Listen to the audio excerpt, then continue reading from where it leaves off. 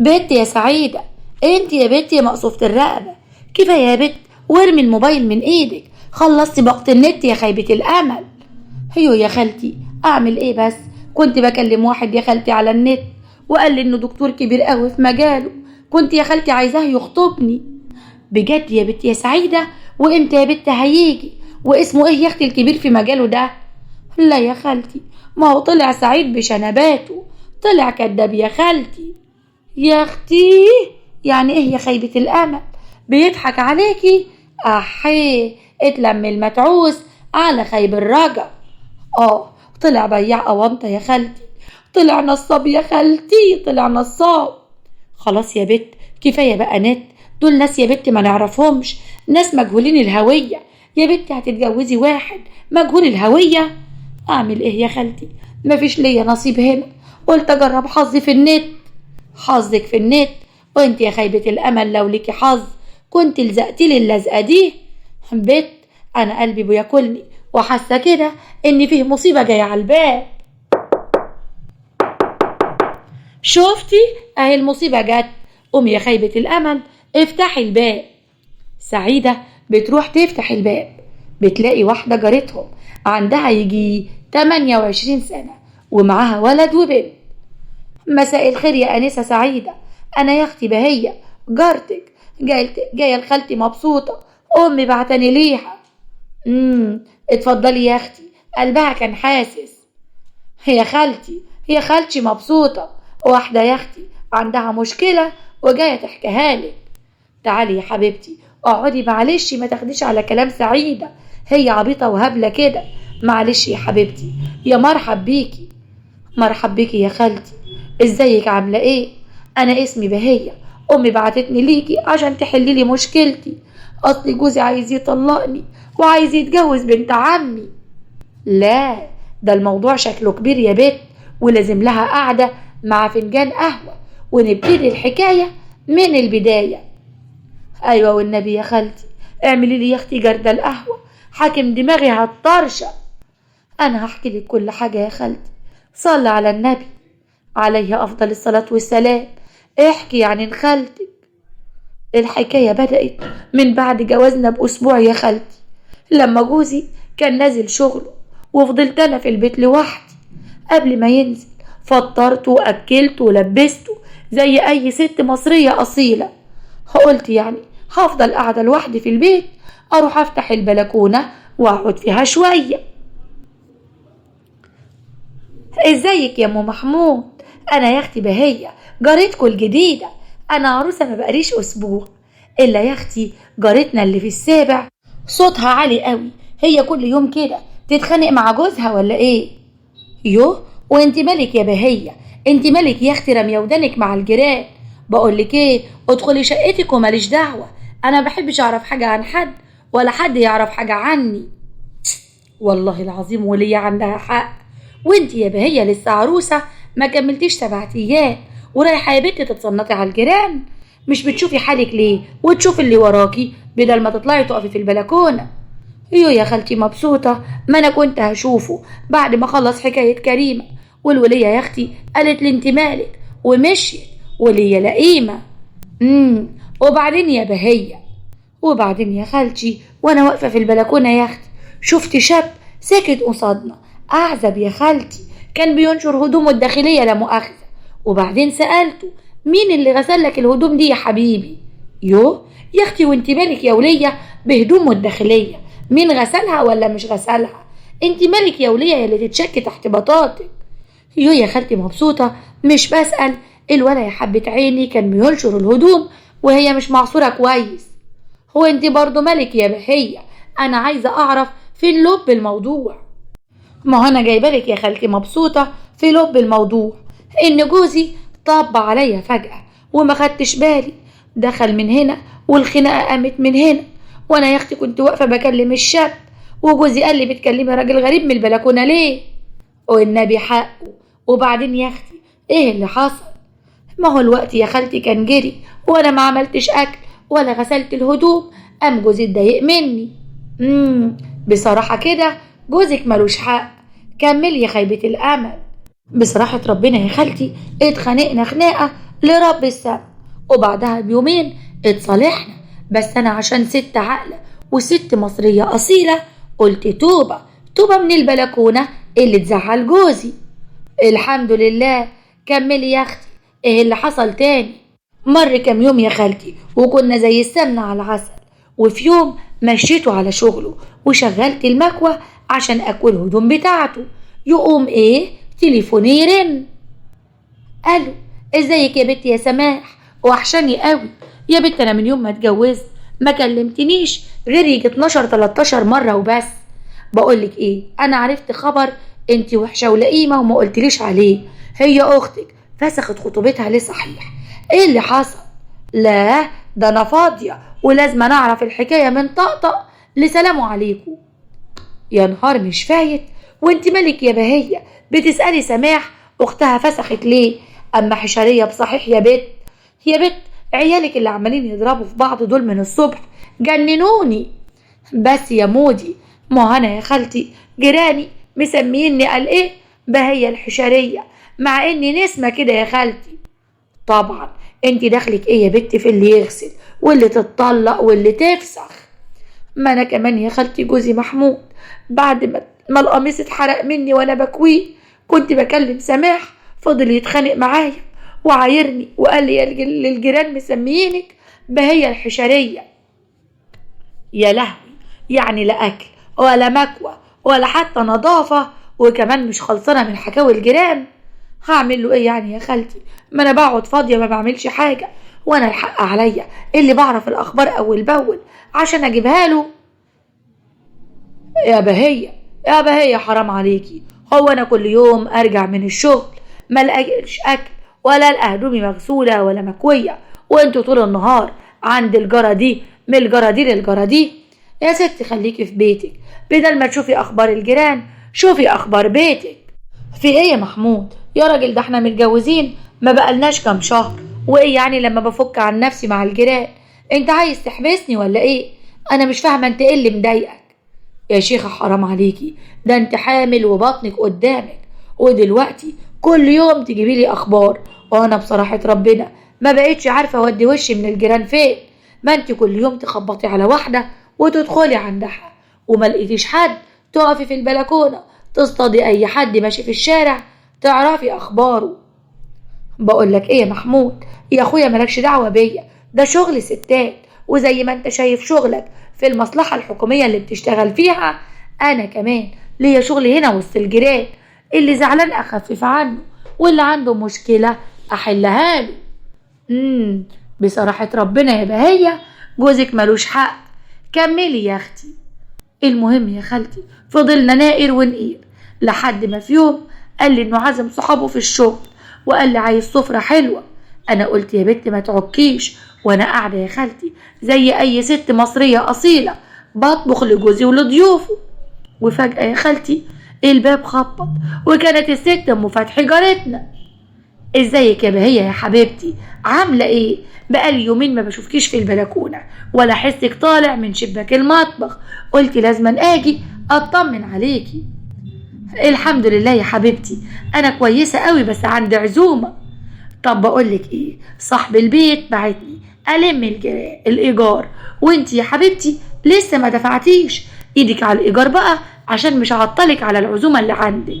ما هي البلد كلها عارفة ان انت عندك عزومة من 3 ايام فاتوا، هو انت سبت حد في العمارة الا لما قلتيله؟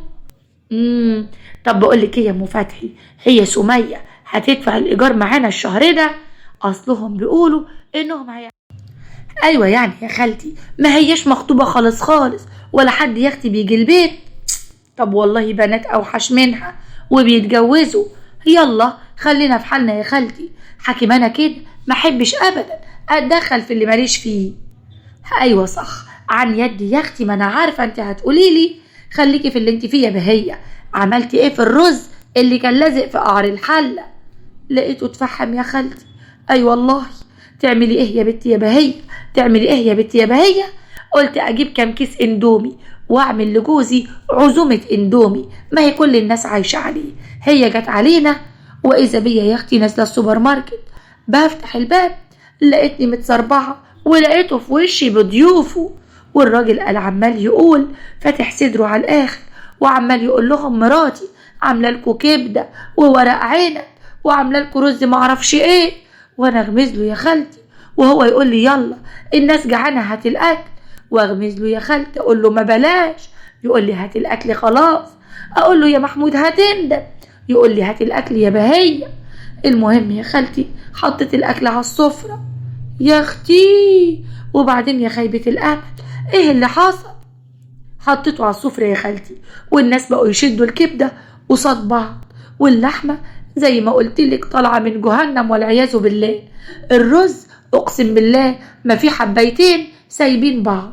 المهم الناس شربوا ميه وعصير وسابوني ومشيوا، وهو يا خالتي راح اشتكاني لامه، الراجل ما بيتمرش فيه وفضحني عند امه واخواته وعماته والعيله كلها.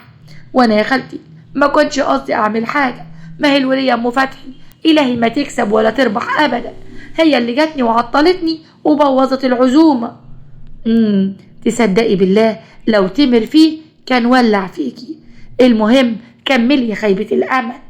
ولا حاجه يا خالتي، انا واحده واثقه في نفسي وقلت ولا يهمك يا بنتي يا بهيه، لكل جواد كبوه، بكره تعملي له سفره حلوه. قلت يا بنتي يا بهيه لا تطلعي في البلكونه ولا تردي على التليفون ولا تفتحي الباب. واذا بيا قاعده يا خالتي بطبخ الكهرباء تتقطع، طفيت على الطبيخ اهو شفتي بتعلم من اخطائي، ورحت فتحت الباب وطلعت على السلم. يا بنت يا مسعاده، بنت يا مسعاده، الكهرباء قطع عندك يا بنت ولا قطع عندنا لوحدي؟ لا قطع في العماره كلها يا اختي، تقريبا كده في مشكله كبيره قوي في النور. الا قولي لي يا بنت يا مسعاده، هو انت يا اختي ما خلفتيش لغايه دلوقتي ليه؟ ده انت يا بنتي بقالك متجوزه 3 سنين. النصيب بقى يا حبيبتي لسه ربنا ما قراتش. وانت قاعده يا خيبه الامل وحاطه ايدك على خدك، ما روحتيش ليه يا بنتي يا دكتور؟ لا يا اختي رحنا طبعا وعملنا كل اللي علينا والباقي على ربنا. عملنا اللي علينا. وقال لك ايه يا بنت الدكتور؟ اوعي يا بنتي يكون العيب من جوزك، ده انا لو من مكانك والعيب من جوزك اقسم بالله ما هسكت واطلب الطلاق. فكرك الراجل اول ما بيعرف ان الست ما بتخلفش يقولك الشرع محلل 4 ويروح يتجوز عليها. النصيب يا بهية، الحمد لله يا اختي انا وجوزي راضيين ببعض ومبسوطين. بعد اذنك يا بهية انا هدخل شقتي يا اختي. يا لهوي بنتي يا بهية استني هنا، انت يا بنتي يا مفضوحة، سألت الولية ما خلفتش من جوزها ليه وكمان بتسخنيها على جوزها؟ يا بنتي دي حاجة اسمها خصوصية ما تعرفيش عنها حاجة. هيوه يا خالتي مش كنت بنصحها امال اسيبها كده على عماها؟ انت مالك انت يا بنت، هي كانت جت اشتكت لك بتحرضي الولية تطفش من بيتها وجوزها، جاتك مصيبة تاخدك. يا خالتي هو انا جاي عشان تحللي مشكلتي ولا جايه تقطميني؟ يا بنت ده انت عايزه اللي يحللك لسانك مش عايزه حاجه تاني.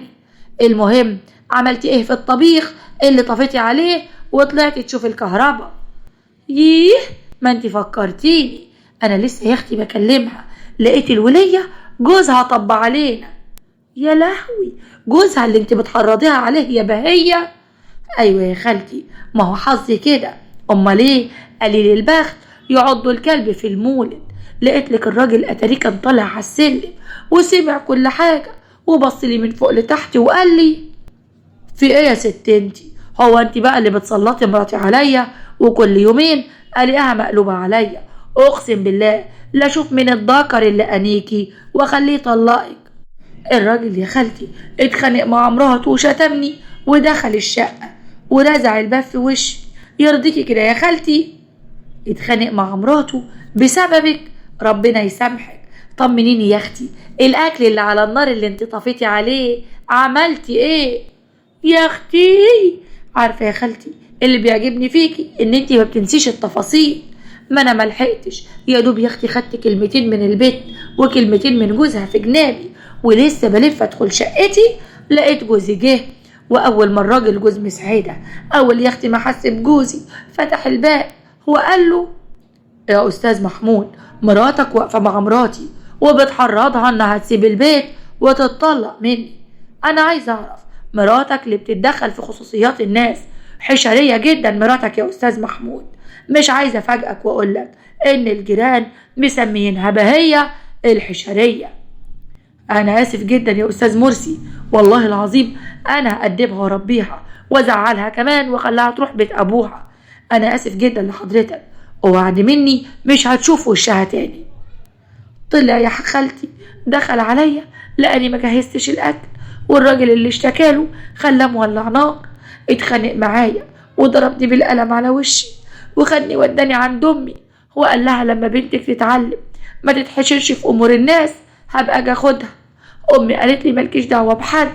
عشان كده يا خالتي انا حزينه قوي، عايزين يحبسوني يا خالتي وما طلعش حتى ما طلعش مواهبي ان انا اسمع الناس واحل مشاكلهم. لا اله الا الله. كملي يا اختي، انا عايزه اعرف المشاكل دي كلها من اول اسبوع جواز. امال العيلين دول جبتيهم امتى؟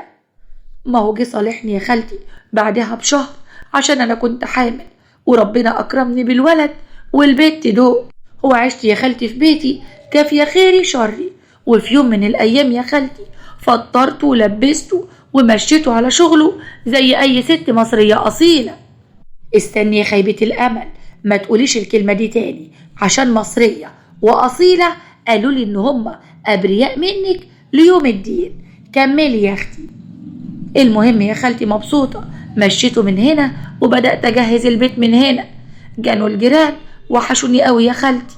المهم طلعت اقول للجيران صباح الخير، لقيت الوليه ام عاطف يا اختي جايه من السوبر ماركت وجايبه كيسه سودا كبيره قوي وحطها كده تحت دراعها. وانا بقى يا خالتي يكفيك الشر هموت واعرف ايه اللي جوه الكيس. هي ام عاطف الحمد لله على السلامه يا اختي، انت كنت جايه منين كده؟ الله يسلمك، انا جايه من السوبر ماركت يا بهيه. عايزه حاجه؟ مش سوبر ماركت. وكنت بتجيبي ايه يا اختي من هناك؟ بجيب حاجات للبيت يا بهيه. يعني هو السوبر ماركت الناس بتجيب منه ايه؟ حاجات للبيت. حاجات زي ايه يا اختي كده؟ يعني شويه حاجات للبيت، رز وزيت وحاجات من دي. في حاجه؟ لا ابدا. طب ما توريني ازازه الزيت كده قد ايه؟ حكم انا يا اختي بجيب ازازه الزيت الصغيره ما بتقعدش معايا كام يوم. يا نهارك مش فايت يا بهيه. يا بنتي وانت مالك الوليه جابت ايه من السوبر ماركت؟ افرض الوليه جايبه حاجه مش عايزه توريها لك. يا بنتي ما عداش عليكي في منهج رابعه ابتدائي حاجه اسمها خصوصيه؟ الله يا خالتي مبسوطه مش بستفسر، وخالتي وبطمن على الاسعار، ولا عايزاني اعيش كده ما اعرفش حاجه عن اقتصاد البلد؟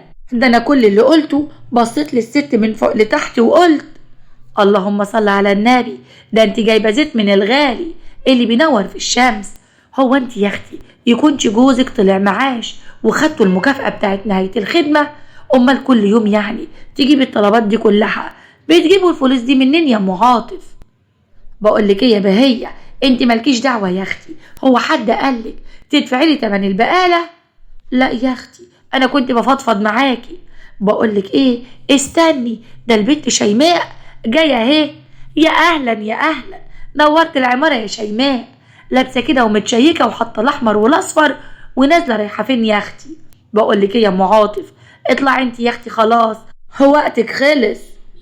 طلعت يا خالتي ام عاطف على شقتها، والبنت شيماء كانت بتلعلط في الضلمه وبصت لي وقالت ازيك يا ست بهيه؟ انا يا اختي جايه لاختي اعتماد، ما هي جارتكم في التالت. في حاجه يا حبيبتي؟ مش دي اعتماد اختك اللي كانت عينها من جوز سميه؟ يلا يلا دعي الخلق للخالق. حكيم انا يا حبيبتي محبش اتكلم عن حد ابدا ولا خد في عرض الولايه. كله الا عرض الولايه. الا قوليلي يا اختي، هي اختك بعد ما اتفضحت في العماره والدنيا كلها عرفت انها عينها من جوز سميه عملت ايه؟ يا لهوي، ايه الخبط اللي في شقتك دي؟ ده الولا شكله وقع بنتك. ادخلي يا بهيه سيبك من الناس وسيرتهم وشوفي عيالك حصل لهم ايه. هو دخلت يا خالتي الشقه واذا به الولا ابني وقع اخته من على كرسي السفره، والبت اتعورت وخدناها خيطنا لها راسها 4 غرز. الواد ده برضه هو اللي مهمل وقع اخته، ولا انت اللي مهمله في عيالك وشاغله نفسك بالناس على الفاضي؟ المهم يا خالتي ما تلخبطنيش عشان ما انساش الاحداث. جرينا على البيت وديناها المستشفى واتصلنا بابوها، واول يا اختي ما الراجل جه لقيت لك الجيران كلهم اتلموا عليه وقعدوا يشتكوا مني، وما كنتش عارفه اودي وشي منهم فين يا خالتي. والاخر خد عياله ووداني عند امي، دلوقتي مصر انه يطلقني، وقال ايه حماتي شايفه له عروسه، والعروسه دي تبقى بنت عمي. شفتي الخيبه اللي انا فيها يا خالتي؟ تصدقي يا بت ما حد خايب فعلا الا انت، ومحدش له الحق ياخد منك عيالك، بس انت بحق ربنا ما انتيش امينه عليهم ولا انت عارفه تربيهم. لا يا خالتي انا عمري مرمي عيالي، وعمري كمان ما استغنى عن محمود جوزي. اعمل ايه يا خالتي؟ عايزه يحبني ويحترمني زي كل الستات، وفي نفس الوقت ما يحرمنيش من هوايتي اني اعرف اخبار الجيران. يا بنتي يا عبيطه، لو ما كنتيش بترمي عيالك ما كنتيش تسيبي بنتك وجوزك اللي بيحبك وبيديكي فرصه تانية وتالتة عشان تقعدي تسمعي حكاوي الجيران وسموكي بهية الحشريه. مالك انتي اسمها ايه دي ما خلفتش ليه؟ هتخلفي مكانها؟ مالك انتي ام عاطف جايبه بقلب قد ايه هتروحي تدفعي لها؟ ومالك برضو شيماء طالعه لاختها ليه؟ ومالك بسميه ومالك باعتماد؟ عيالك عاملين زي عيال الشوارع بيضربوا في بعض طول النهار. وانتي كمان يا حبيبتي شكلك عرة قوي، ما انتيش في دماغك غير حكاوي الناس. يا بت انتي من يوم ما اتجوزتي عشان تقعدي مع راجل وتعيشي معاه، تجيبي عيال وتربيها وتعملي عيلة. الولد ده مين هيربيه؟ مين هياخد باله منه؟ بنتك لما تطلع تلاقيكي رغاية وكل أسرارك بره وأسرار الجيران في حجرك، هتطلع زيك يا حبيبتي. ولادك وبيتك دول أمانة في رقبتك، لو ما كنتيش انت تحافظي عليهم مين هيحافظ عليهم؟ صدقيني يا بهية أقل واجب ليكي إن جوزك يتجوز عليكي. أنا لو مكانه أقسم بالله لا اتجوز عليكي، بدل الواحدة 4. عندك حق يا خالتي، تصدقي دي آخر مرة، توبة والله، بس تيجي معايا وتخليه صالحني. هكلم جوزك وهخليه يرجعك، بس إياكي ثم إياكي تعملي كده تاني. البيوت ليها أسرار ما تخرجش بره، والسر لو خرج ما بين 2 ما يبقاش سر يا حبيبتي. وياما البيوت مقفولة على اللي فيها. وحبيبتي نفسك إن لم تشغلها بالحق شغلتك بالباطل، علشان كده انت شغلة نفسك بالناس لانك عندك وقت فراغ. افتحي المصحف، احفظي ان شاء الله جزء عامة، علمي عيالك القراية والكتابة، نظفي بيتك اللي انا متأكدة ان ريحته طلعت ووصلتني لحد هنا. اقعدي اسمعي جوزك، اتفرجي على التلفزيون، اسمعي اي حاجة مفيدة تفيدك في دنيتك واخرتك، اتعلمي الطبيخ بدل ما بيتحرق منك كل مرة. انما انتي شاغلة نفسك بالباطل، عشان كده قالك النفس أمارة بالسوء، ولو ما حكمتيش نفسك محدش هيحكمك. عندك حق يا خالتي، والله العظيم ما هعمل كده تاني. اهم حاجة محمود يرجعني. استني بقى لما نادي البت سعيدة عشان تسمع وتتعلم مني. بنت يا سعيدة تعالي يا اختي، انا عارفة ان انتي بتلمعي اوكر. يا خالتي سمعت الحكاية كلها، بس في فتفوتة قد كده ما انتوا ناسيينها ولازم تتكلموا فيها. امال ايه لازم الحكاية يبقى ليها حبكة.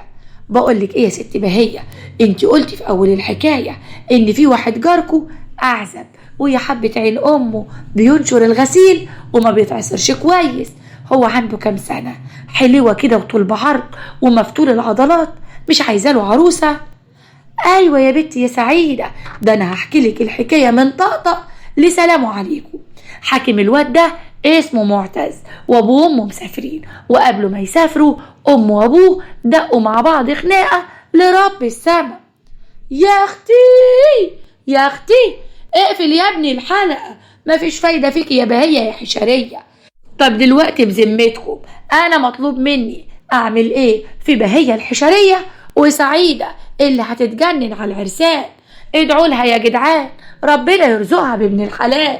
وانت يا اللي بتعملي زي بهية، اوعي ما تاخديش الحلقة دي عبرة وعظة وتتعلمي منها. احنا بنحكي الحكايات عشان نتعلم من اخطاء الاخرين. انزل يا ابني بتتر النهاية، وكل حلقة وانتوا طيبين.